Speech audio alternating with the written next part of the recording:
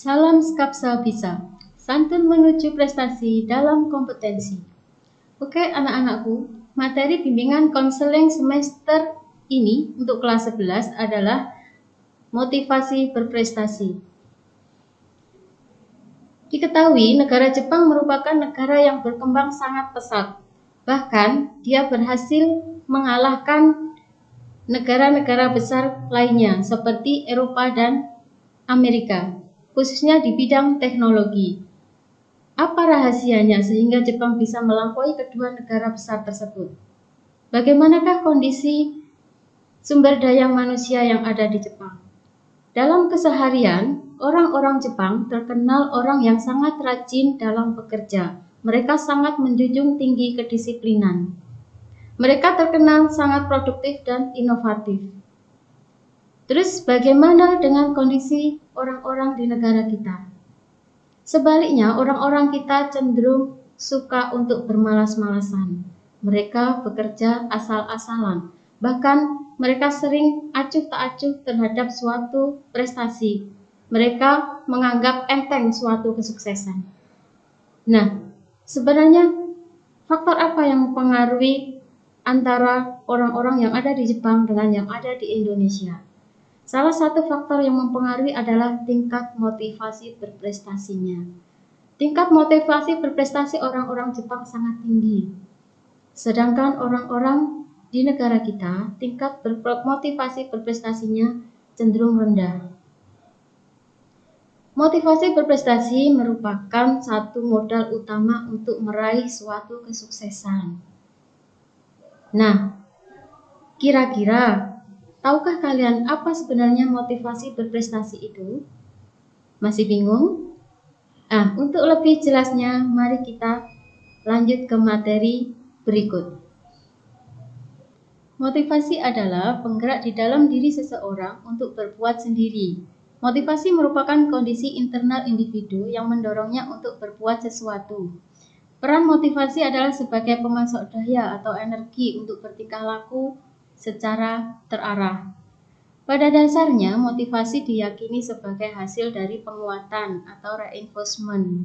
Contohnya begini, ketika kalian memperoleh nilai bagus atau pujian dari seorang guru, pasti akan termotivasi atau terdorong untuk melakukan sesuatu hal yang lebih baik lagi. Dorongan seseorang untuk menunjukkan bahwa dirinya itu positif, baik di mata orang, merupakan dorongan motivasi untuk mendapatkan standar kepuasan diri. Sebenarnya ada beberapa teori tentang motivasi, namun saya ambil dua saja yang sudah terkenal. Teori yang pertama yaitu teori atribusi. Dalam teori ini menemukan dua fenomena motivasi. Yang pertama, siswa yang meyakini bahwa sukses atau gagal itu disebabkan oleh faktor kemampuan dan usaha dalam dirinya sendiri. Yang kedua, siswa yang percaya bahwa berhasil atau gagal itu disebabkan oleh faktor dari luar. Nah, inilah yang perlu diluruskan lagi. Kemudian teori yang kedua yaitu teori dari Maslow. Namanya teori humanistik. Maslow berpendapat bahwa dorongan atau motivasi jiwa tergerak karena adanya keinginan untuk memenuhi suatu kebutuhannya.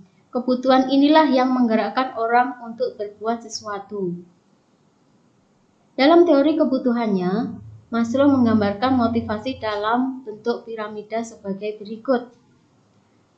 Yang pertama, motivasi kebutuhan dasar atau kebutuhan fisik, yaitu kebutuhan makan, minum, rumah, uang. Karena dorongan ingin memenuhi kebutuhan-kebutuhan inilah, maka seseorang itu termotivasi untuk berbuat sesuatu, contohnya bekerja, berusaha, ataupun berwira swasta. Dorongan kebutuhan yang kedua yaitu kebutuhan rasa aman, adanya keinginan untuk mendapatkan rasa aman, rasa tentram, rasa kasih sayang, dan juga dicintai. Kebutuhan yang ketiga yaitu kebutuhan sosial, kebutuhan untuk bergaul dengan teman-teman, merasa dihargai, berkelompok dengan salah satu teman ataupun teman satu kelas. Itu merupakan salah satu kebutuhan yang ingin dipenuhi oleh seseorang. Kebutuhan selanjutnya adalah kebutuhan harga diri, merasa ingin untuk dihargai sebagai teman, sebagai saudara, ataupun sebagai pasangan. Tingkat kebutuhan yang paling tinggi menurut Maslow adalah kebutuhan aktualisasi diri, di mana seseorang ingin melakukan sesuai dengan apa yang diinginkannya. Secara umum, motivasi dapat dibedakan menjadi dua jenis, yaitu motivasi intrinsik dan motivasi ekstrinsik. Motivasi intrinsik adalah motivasi atau dorongan yang bersumber dari dalam diri seseorang. Contohnya, dorongan ingin minum karena merasa haus, pastikan kalian ingin minum kan? Tidak mungkin temannya yang merasa haus, kalian yang ingin minum. Kemudian dorongan ingin bisa. Contohnya seperti ini, ketika kalian melihat temannya ahli di bidang otomotif, kalian terdorong untuk melakukan hal yang sama, terdorong untuk bisa. Nah, itu merupakan dorongan intrinsik. Motivasi yang kedua yaitu motivasi ekstrinsik, yaitu dorongan untuk berbuat sesuatu yang berasal dari luar diri individu. Contohnya, seseorang mau berbuat sesuatu atau bertingkah laku karena adanya suatu penghargaan, karena mengharapkan suatu pujian, karena mengharapkan hadiah, dan lain sebagainya. Dalam praktiknya, manakah yang penting antara motivasi intrinsik dan ekstrinsik? Keduanya sangat penting. Dalam kehidupan sehari-hari, praktik motivasi diri itu harus terkombinasikan dari intrinsik dan ekstrinsik. Nah, itu tadi penjelasan tentang motivasi. Selanjutnya, motivasi berprestasi itu apa? Motivasi berprestasi adalah dorongan untuk berjuang, mau bekerja keras secara maksimal untuk mencapai suatu kesuksesan. Ada 3 jenis tingkatan motivasi prestasi seseorang. Yang pertama, motivasi yang didasarkan atas ketakutan atau fear motivation.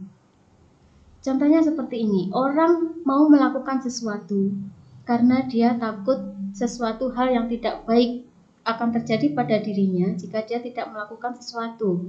Semisal, seorang karyawan melakukan sesuatu karena takut dipecat atasannya atau bosnya jika dia tidak melakukan sesuatu.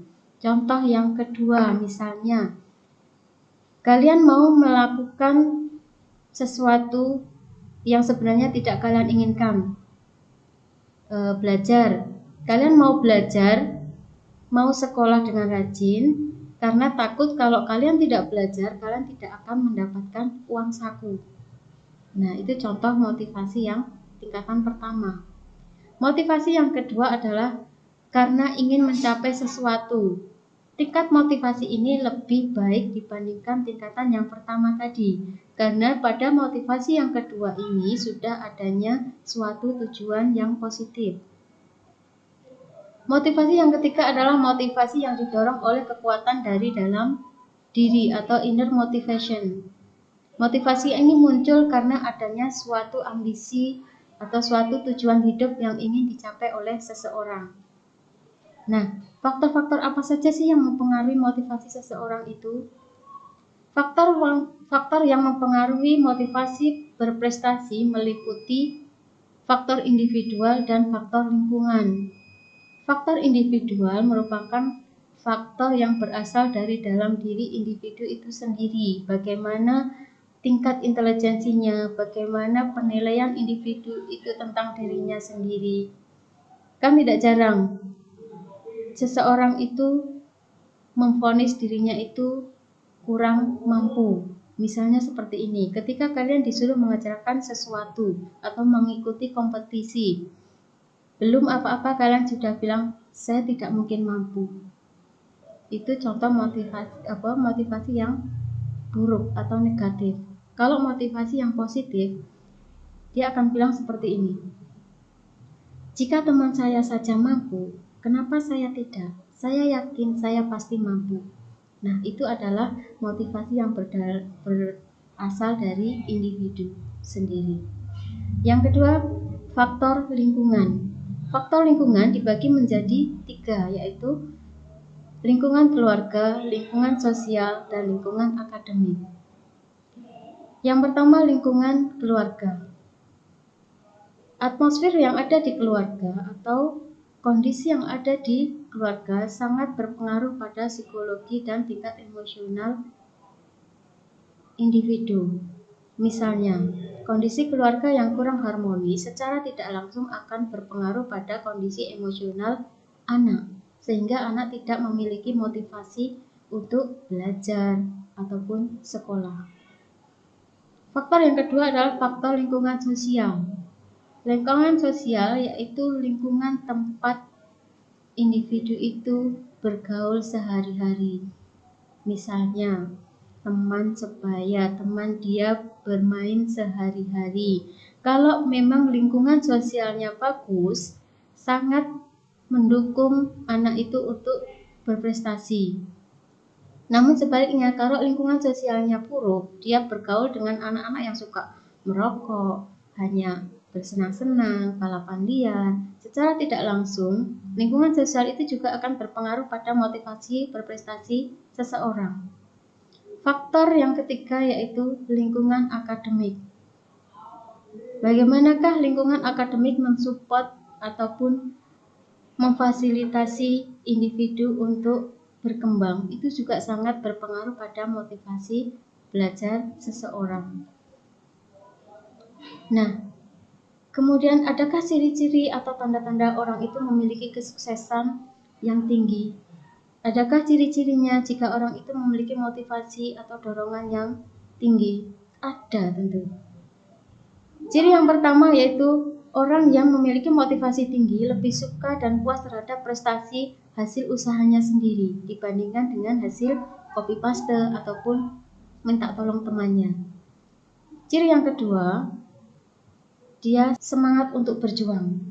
Karena dalam pikirannya sukses itu bukan karena nasib mujur, tapi karena hasil berjuang. Jika dia gagal, bukan berarti dia sial, tetapi karena mungkin volume usahanya lah yang masih kurang maksimal. Kemudian orang yang memiliki motivasi tinggi cenderung sangat kreatif, lebih gigih, energik, dan lebih suka bertindak daripada berdiam diri. Dia juga produktif serta penuh dengan inisiatif, ide-idenya sangat banyak, sangat cemerlang. Ciri yang selanjutnya, mereka suka tantangan dan memilih tugas yang resikonya realistik sesuai dengan kemampuan nyata yang dimiliki.